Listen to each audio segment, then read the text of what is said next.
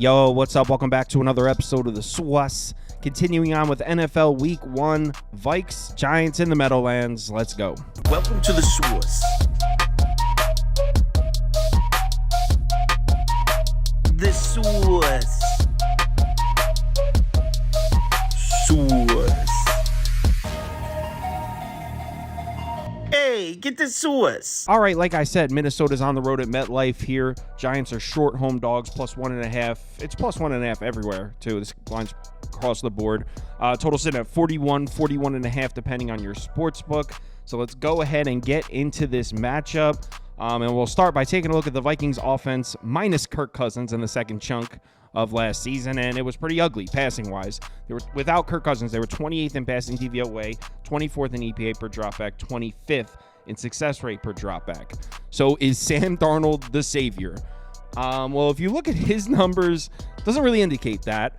Since 2000, there's been 91 quarterbacks that have attempted 1,500 or more passes. Sam Darnold, of those 91, 77th in passer rating, 72nd in yards per pass attempt, 80th in success rate. But the thing with Sam Darnold is, did he ever really have a chance? You know, I'm sure you heard that a million times. I mean, he was in Carolina. What kind of roster did he really have to work with there? Then he was with the Jets, and we know what that organization does to quarterbacks. So, I mean, if you take a look at this Minnesota roster, the way it's comprised now, is this the first time Sam Darnold's had a realistic chance to be a winning quarterback? For starters, you got Justin Jefferson, who, by the way, just had a down year. Just had a down year by his standards. Even in his down year, he was 15th in defensive adjusted yards above replacement, 6th in route DVOA. So he was still a top 10 receiver in the league, even in his down year. I mean, the guy's got 6,000 receiving yards already, most ever in the first 4 years of his career. So it's a good start. He's got Justin Jefferson. Also, he's got himself a good offensive line. Minnesota's offensive line last year, 10th in run blocking grade, 12th in adjusted line yards, 2nd in pass blocking grade. Now, you might be looking at this graphic and saying, what do you mean 2nd in pass blocking grade? They were 24th in adjusted sack rate allowed. Well, check this out. Minnesota's pass protection last year was 2nd in the entire NFL in time to throw. So they gave their quarterbacks time to throw, but they were also 4th in highest pressure rate allowed, not attributed to the offensive line, meaning their quarterbacks did them no favors last year. And we know the quarterback carousel we saw Minnesota go through after Kirk Cousins. It wasn't exactly a slew of Hall of Famers. How about that?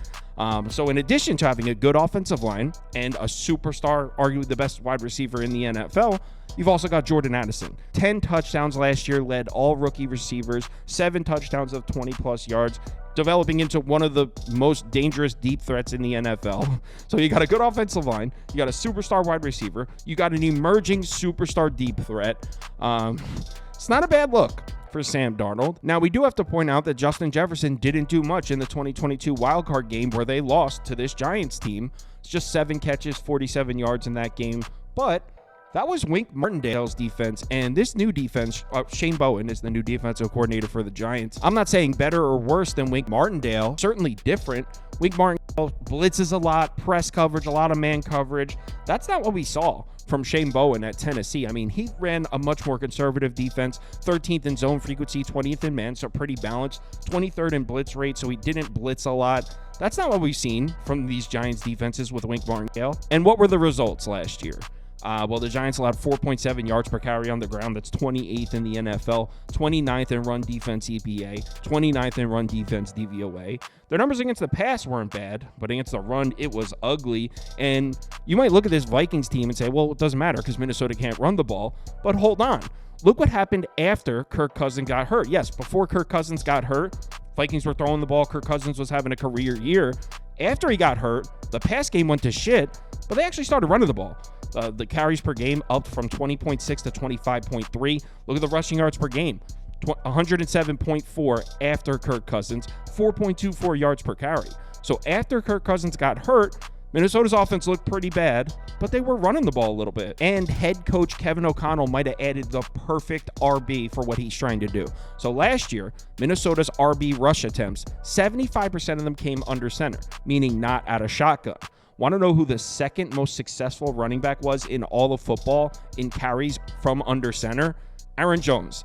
And that's who they added to this offense. And look, Aaron Jones is aging, but we saw how impactful he can be. I mean, Green Bay's offense did a complete 180 when he came back from injury last year. So I like that addition a lot. Now, you might be thinking, oh, perfect back for the system. The Giants' run defense was terrible last year. Let's book it. Aaron Jones, 2 touchdowns, 120 yards. Let's hold on. Because, yes, Wink Martingale's defense with the Giants last year struggled against the run. But Shane Bowen, maybe he struggles against the pass a little bit. Maybe the blitz packages aren't quite as innovative, but he knows how to build a good run defense. We've seen it in Tennessee for years. Here are his run defense ranks with the Titans. And, I mean, there was a couple years in there where they had a bunch of injuries. Still top half run defense. And look at the Giants' personnel in the front seven. I mean, they have guys here. Bobby Okereke, Dexter Lawrence, Brian Burns is there now, Kayvon Thibodeau. They have talent in the defensive front. So with this new defensive coordinator, I expect the Giants' run defense to take a huge step forward this year. The question I would have, does that happen in week 1, though? These kinds of things tend to take time. Week 1 with a new defensive coordinator against a Vikings offense that has a really good offensive line, that now has Aaron Jones, that has Justin Jefferson and Jordan Addison on the end. It looks like Jordan Addison's going to play. By the way, I know that was up in the air. It looks like he's going to play. I mean, that's a tough ask for a defensive coordinator in your first game coaching a new team. So I think without Wink Martingale sending those blitzes, that Vikings offensive line, I think Sam Darnold's going to have time to throw. He's got plenty of weapons. I think the run game might be there a little bit. I like the Vikings offense. I think they're able to score points. I'm not saying they're going to hang 35 on the Giants on their home field, but I like the Vikings to get up and down the field in this one. Now, on the other side, we have the Giants offense, and we have Daniel Bones Jones. Daniel Jones, look at these metrics here. Amongst 39 qualified quarterbacks last year, Daniel Bones Jones, 38th in yards per pass attempt, 38th in big time throw rate, 35th in passer grade. Not the best looking metrics there from Bones. Now, I'm just joking around. I'm not trashing Daniel Jones. I mean, he was actually pretty good the previous year, and he did get hurt last year. And one thing I will say, this is definitely going to be the best surrounding cast he's ever had in his time with the Giants.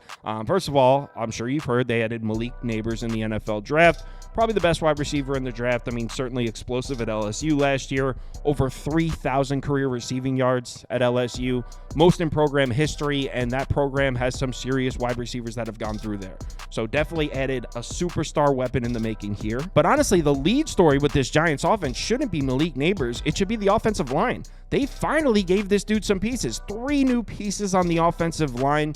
Even when in the 2022-2023 season, the Giants passing offense was 16th in overall DVOA, and Daniel Jones played really well. Even in that season, he didn't have an offensive line. That year, where the Giants went to the playoffs and won a playoff game, their offensive line was still 24th in adjusted line yards, 26th in sacks allowed per game. So even in the 22-23 season, when the Giants went on a run, they still didn't have an offensive line for this man. Now again, this is another thing that takes time. You don't add 3 pieces and then boom, all of a sudden you have a great offensive line. So this probably will take a few weeks to develop, but no question, this should be, on paper, the best offensive line Daniel Jones has ever had with the Giants by a good margin. And check this out, things get even better for Daniel Jones here. Minnesota runs a ton of zone coverage. 78.4% of their defensive snaps and pass coverage last year were in zone, most in the NFL. No NFL team in the league ran more zone coverage than the Minnesota Vikings last year. Want to know who has much better numbers against zone coverage? Daniel Jones, and it's not even close. 76.7% completion, 6.3 yards per pass attempt, 81.9 passer rating. Look at his numbers against man coverage. It's night and day. He's much better against zone coverage, and the Vikings run an assload of zone. But just when you think it might be a perfect spot for Daniel Jones to throw 3 touchdowns and the Giants to get on the board here, you look at the blitz rate. Nobody blitzes more than the Minnesota Vikings. This is a Brian Flores defense we're talking about. They're coming. 51.5% blitz rate last year, led the NFL. Look at Daniel Jones' numbers against the blitz. Amongst 38 qualified quarterbacks, dead last in passer rating, dead last in turnover-worthy play rate, 37th, okay, he's ahead of somebody in yards per pass attempt, 37th in passer grade when blitzed.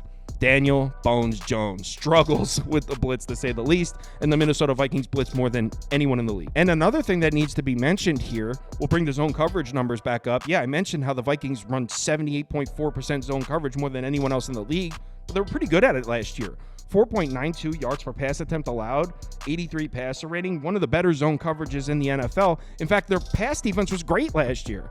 Just 6.6 yards per attempt, 13th in the NFL, 14th in pass defense EPA, 10th in pass defense DVOA. This was a solid pass defense last year, and they improved. Look at their defensive depth chart. They added Steph Gilmore, Shaq Griffin, Andrew Van Ginkel on one side, Jonathan Grenard on the other. I mean, they loaded up 2 edge rushers and 2 corners. This was already a borderline top 10 pass defense last year. With Brian Flores sending his blitz packages and all these new pieces, I can't say I like the spot for Daniel Jones. Maybe if this was later in the season and the offensive line had some time to gel, but this is pretty terrifying. And you might be thinking, but Kyle, the Giants beat this team in the playoffs. And yes, you're right. But you want to know who the superstar for the Giants was in that game? His name's Saquon Barkley at 109 yards, 2 touchdowns on just 14 touches in that game. And in case you haven't heard, he no longer wears a New York Giants uniform. He's on the Eagles. Here are the Giants' offensive numbers from last year. One of the worst passing offenses in the NFL.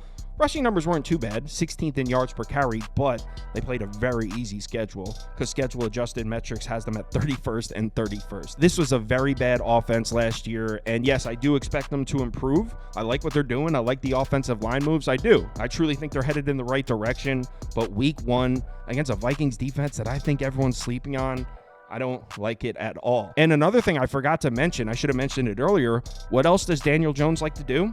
Run the football. He's a great athlete. He's very good at it. Vikings were great against mobile quarterbacks last year. They were 5th in the NFL in fewest yards per carry allowed to quarterbacks, 8th in fewest yards per game rushing allowed to quarterbacks. So the Vikings were even good at that last year. Overall, like I said, I think people are sleeping on this Vikings defense, and I don't think Sam Darnold is going to be that bad. I don't think Sam Darnold's good, but I think he has an excellent team surrounding him. Look at this defense. I think this is a top 10, maybe even a top 5 defense. And I think if you take out the quarterback, you're looking at a top 7 or 8 offense as well. I think this Vikings team is really good. Not a big Sam Darnold guy, but they're much better than the Giants, certainly in week 1. I'm on the money line. I took Minnesota money line. I got it at, I think, minus 120. I took it a couple weeks ago. I've had this ticket for a while. Hasn't really moved. Still sitting around the same spot. So I'm on the Vikes here. Definitely a bit square. Don't care. If you want to see all the bets I currently have open, head over to KyleKirms.com and click on Open Bets. You can see all mine listed under Sauce, and you can see everyone's bets on the staff here. So head over there if you're interested. Also, if you sign up for Sauce Network Plus, it comes with access to the Discord, and you can participate in the weekly betting league. So if you're interested in that, head over to the website and sign up. Let's have ourselves a good NFL season, man. It's week 1, finally here. Remember to bet responsibly. It's a long season. Talk to guys in the Discord.